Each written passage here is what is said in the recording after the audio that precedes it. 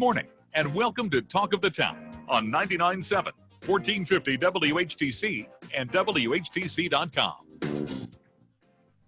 And we welcome you to Talk of the Town for this Thursday, September 24th. I'm Gary Stevens.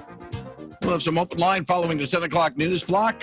Eddie Vandenberg will be with us in less than an hour with what's new around Holland. And our monthly chat with Ottawa County Commissioners. This time it's Roger Bergman and Al Dannenberg will be joining us. And that'll be followed by Wellspring from Spectrum Health Zeeland Community Hospital.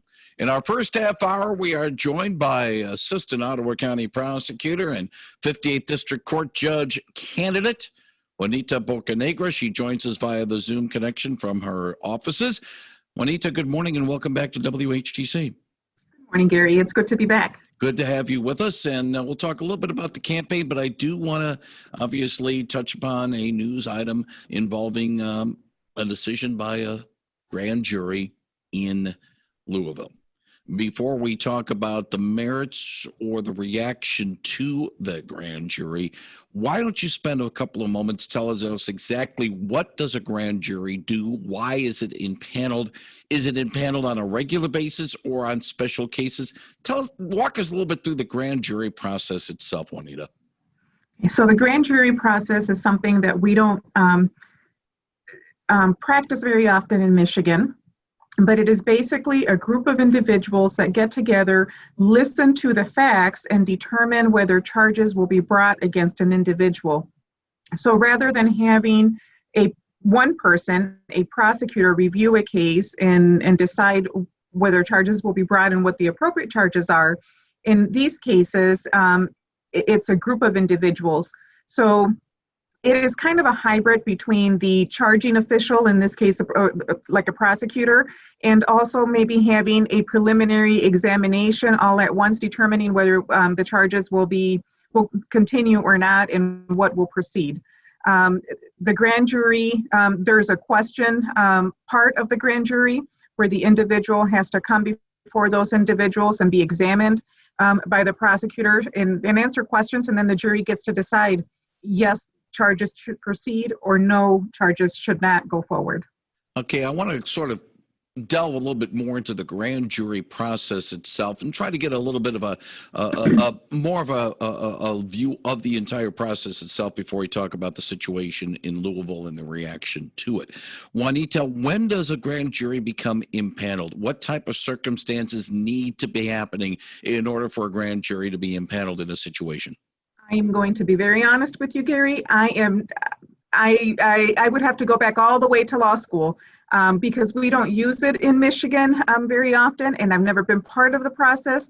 I couldn't tell you the specifics, and I don't want to misspeak and give information that may not be correct. That's the last thing that I want to do as an attorney or as a candidate for judicial office.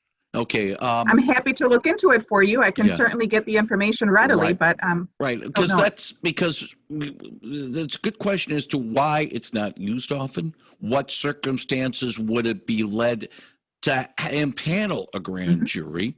And then some of the nuts and bolts. A good friend of mine a number of years ago was impaneled on a federal grand jury involving some drug cases, and it was an eye-opening experience for her because a lot of things that you would not normally see in a normal judicial process, be it in, more circuit court than district court when a jury gets impaneled, you do see in a grand jury because it is different type of circumstances.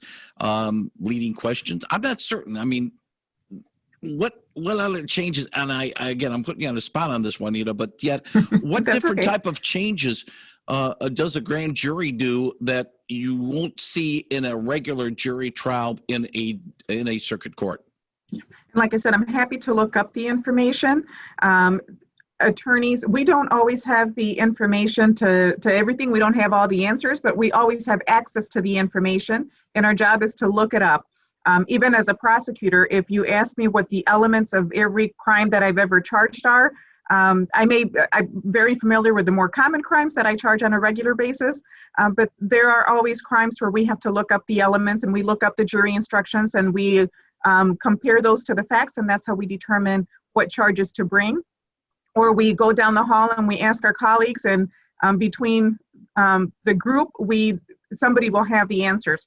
So any attorney, any professional, I would say, in any given profession that pretends to have all the answers to everything is probably not being completely honest. Okay. By the way, you are scheduled to rejoin us on Wednesday morning. So if you don't have the answer today, we can look Sure, forward to and Wednesday. I will have the answers for you then. That's fair. Because obviously this might be a story that will last through Wednesday as well. Yes. In fact, I will make myself a note right now. Grand juries. I will read up on it. Yeah, not only, basically in the Michigan situation and in what situations would a grand jury be necessary to be impaneled. One would guess when you're talking about possible charges involving police officers, that might be one where a grand jury would be impartial and they would have to make a decision based on the facts presented to them. But we'll talk more about it next Wednesday. 395-1450, 395-1450. If you have a question for a judicial candidate and Assistant Ottawa County Prosecutor Juanita Bocanegra, she'll be happy to take it at 395-1450. I can ask you about the reaction to the Breonna Taylor grand jury decision to file charges against one of the officers involved in Louisville.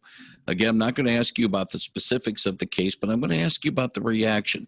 One gets the sense that the reaction of what had happened might have been predicted. If those who are not happy with it didn't get what they felt was justice, they're going to speak out, and the subsequent violence certainly is that. That puts pressure on prosecutors. That puts pressure basically on people on that grand jury. It's almost as if, the Bob mentality comes in. If you don't do what we want, we're going to get mad. No justice, no peace, and all that. We live by laws, and we should respect the law. And maybe we're not happy about it, but that's what the laws are there for. That's right, Gary. We don't always have to agree with the law, but the different members of each individual role have to apply the law as it's written. The grand jury has a role, the prosecutor has a role. Judges have a role, and whether they agree with the law or not, their job is to apply the law as it's written to the facts in front of them. So, like you said, I'm not completely surprised by the reaction with regard to the decision, but I also don't have all the information. I think people have to keep in mind that we can't always just rely on the information that we get from the media. I'm not saying that the media intentionally mischaracterizes something, but what I am saying is that it's impossible for the media to have all the information that is available to the investigating officers and available to the jury in this case, to the grand jury. Some information just can't be made public. So we have to remember that the individuals making those decisions have a lot more information and a lot more background than we do. I know that's often the case, even here in Ottawa County.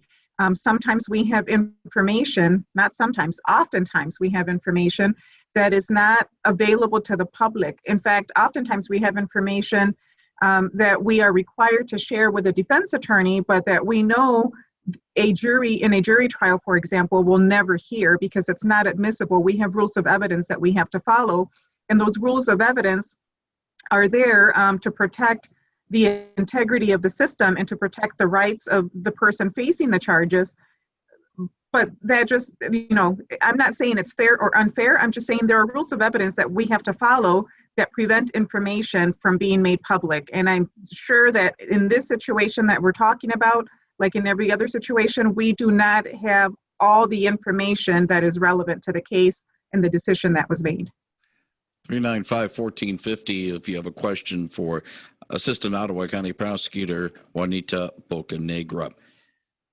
How much pressure is placed on you, and I'm saying you as the prosecutor's office, you as perhaps a judge in the 58th District Court, if you do win the election on November 3rd, how much pressure is there from public sentiment to make a decision bringing charges, not bringing charges, deciding a case another way.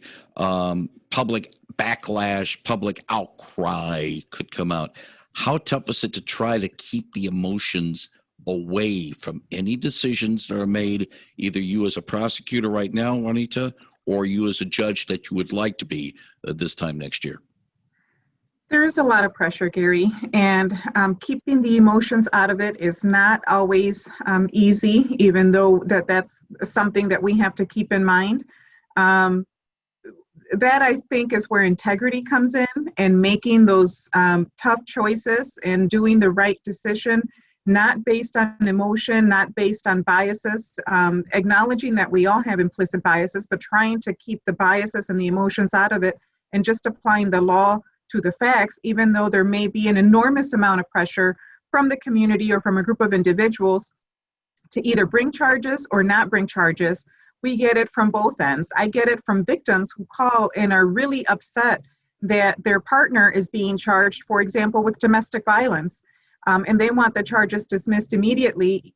In some situations, the victim has been to the hospital, significantly injured, received stitches, and then we're the bad guys because we're bringing charges and they want the charges dismissed, and we are ruining their family and ruining the relationship. So we get pressure that way as well. We also get pressure from individuals when charges are brought and they want higher charges, and all the elements to meet all the elements may not be there that match up the facts, but they want higher charges, and they want the other person locked up and the key thrown away. So we have to kind of balance everything out and make the right choices. We cannot always do what the victims of a crime or what the public would like us to do. We do have an obligation to the community as a whole, to the people of the state of Michigan, to keep this community safe and to try to do the best we can to the best of our ability. But inevitably, not everyone is going to be happy all the time, whether it's because we charge or we don't charge what they want, or because we don't charge. I had an individual calling me and yelling at me not too long ago, saying that I was going to be added to a lawsuit and that I would see him in federal court, that charges needed to be brought against a couple of other individuals. We had charged one individual, but not the other two. We couldn't meet the burden of proof. And he wanted a higher charge. And I tried to explain to him a number of times, we charged what we thought we could prove beyond a reasonable doubt. We're not going to bring the charges you're requesting. We simply can't meet that burden. It would be unethical for us to charge these other two people, knowing that we can meet the burden. And he was not happy. So I haven't seen the lawsuit yet. We'll see what happens. Yeah, it's always a threat of, I'll file a lawsuit. Well, if that's the case, we'll see you in court. Plain and simple. 395-1450. In this current climate, and I'm just put as a general term, Juanita. In this current climate, there is a perception of mistrust by the public towards the men and women in blue or brown. Maybe not as much here. Obviously, the efforts of Holland Public Safety, Ottawa County, Allegan County Sheriff's Department, Zeeland Police Department, the local law enforcement, and the community has been, good. And, there's, like any human entity, Juanita, there's going to be some flaws. There's going to be some problems, but it's not as, the perception, I think, is a little bit better here than, say, other places around the country. Do you get a sense, as you've been out and trying to get people to vote for Juanita for judge, that there is also a case of the public having confidence in the judicial system as well as the law enforcement system? Or are you encountering people who are questioning that as well as questioning our police services right now? For the most part, Gary, in Ottawa County, people have respect for the judicial system, and people still have respect for our law enforcement officers, not pretending that either system, like you said, is perfect by any means. But I think in Ottawa County, individuals in both professions work hard at making the right choices and doing what's best for the community. And I think that they work hard at maintaining that open dialogue and communication with the community. Personally, I know that I work very hard to stay in touch with my community, and that's the reason, one of the reasons that I serve on so many boards. I like to be in touch with what are the needs in my community, what is going on. I think it's the best way to be of service to my community is when you know where the needs are and where the issues are and the concerns are and where the changes need to be made. Not because any one individual is going to have all the answers, but because if you come around a table of individuals that care about it, you can move closer in the right direction. Let me ask you a straightforward question. You mentioned you're a member of a number of boards. If you do win election on November 3rd, are you going to pull back from that commitment because of a possible conflict of interest in case there's a case that might involve that in, yes, you can recuse yourself, but to be honest with you, you don't want to have that situation of being a problem with conflict of interests. Sure. So my service on the boards is completely unrelated to my candidacy. I've been doing it for 20 years. I have every intent of continuing to be as involved as I'm allowed to be or as I can be without a conflict of interest in the community. If some of the boards that I currently serve on are going to be a conflict with my service on the bench, if I get elected, then I will have to recuse myself because that is the right thing to do. And we want to be very careful of not just an actual conflict of interest, but about public perception and what may be perceived as a conflict of interest, even though it may not be. So I want to be extra careful with that. And if there are certain boards that I have to recuse myself from, I will do that to do the right thing. And I'm sure there will be other boards that I am able to serve on. Yeah, there's always an opportunity to serve. Yeah, it's just a matter of making sure that things are above board, and in this day and age where transparency is being sought, we want to make sure that any decisions rendered, as you are doing right now as an assistant prosecutor, Juanita Bocanegra, any decisions rendered are rendered impartially and not because of any influence one way or another. That's all we ask. I agree. Yes. That's all we ask. Well, it's what you ask, and it's what the community deserves, quite frankly. It's what I expect as a member of the community, and that's the right thing to do. Good morning. You're on the line with Juanita. I'd like to ask Juanita when the courts are going to open with a jury in place instead of doing it over the monitors. When are the courts going to open for that? We have already started trying jury cases, so they have already opened. There have been a number of felony jury trials up in circuit court, and we have started having jury trials on misdemeanor cases as well. There are measures in place to try to protect the community, try to protect the jurors who are serving. For example, when there is a jury trial up in circuit court, it usually takes up both courtrooms, Judge Halting's courtroom A and Judge Miedema's courtroom B, because they have to spread out the jury and they're using an entire courtroom for the deliberations. There are barriers that have been put in place, but they are open. I am not quite sure how many members of the public they are allowing in to observe. I think that there is a capacity. And once that capacity is reached, all the proceedings are made available to the public via Zoom. So there is always an opportunity to observe. I know that for at least a couple of those serious felony trials, members of the public were able to come in and sit way back. There are markers on the benches where individuals can sit to try to keep everybody socially distanced. But they are open now. They've been open for a few weeks or a couple months. All right. Appreciate the call. Thank you. 395-1450, 395-1450. I know that it's early to bring this up with you, Juanita, and because of the fact that it was only yesterday that was agreed upon in the legislature, but the fiscal year budget for 2021 apparently will be signed very shortly. Of course, the fiscal year begins a week from today as we conduct the interview. Do you get the sense that in your current role as prosecutor and the overall bench itself, do you have the tools you need financially from Lansing to be able to execute the jobs that you are doing now and you would like to do after November 3rd? Are you referring to my role as a prosecutor or my role? Prosecutor now, and then maybe as a judge after in about 6 weeks' time. Well, we have a lot of tools. We're very blessed in this community, in this county. However, we could use another prosecutor or two. We are extremely busy. Those funds, my understanding, come from the county, not necessarily from Lansing. But there is always opportunity. There's always a greater need that we need to meet. With regard to the bench, I am not as familiar with what the budget is there, what the funds are there, what the needs are there, so I can't speak to that. Okay, the reason why I say the bench situation is that I know that the court does more than just adjudicate cases, misdemeanors, and felonies. There's the drug courts and there's the veterans courts from some of the other jurisdictions as well. So that's why I was sort of asking whether or not the tools are there for that.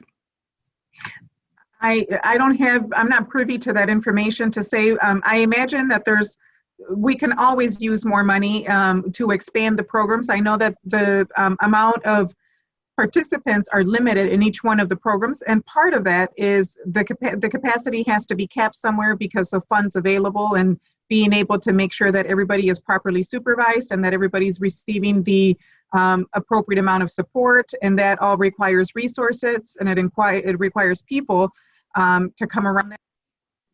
If I had to guess, my guess would be yes, but it's just a guess. I can't say for sure. Again, as I'm just prefacing the fact that obviously, the budget hasn't been finalized yet, and all the nooks and crannies, and nuts and bolts still need to be figured out.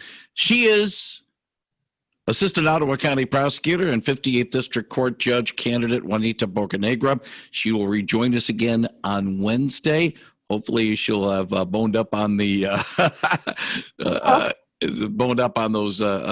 grand jury questions, and we look forward to chatting with you then. Juanita, as always, thank you very much for joining us today on Talk of the Town. Thank you, Gary. Have a good day. Thank you very much. That's Juanita Bocanegra on 99.7 and 1450 WHTC.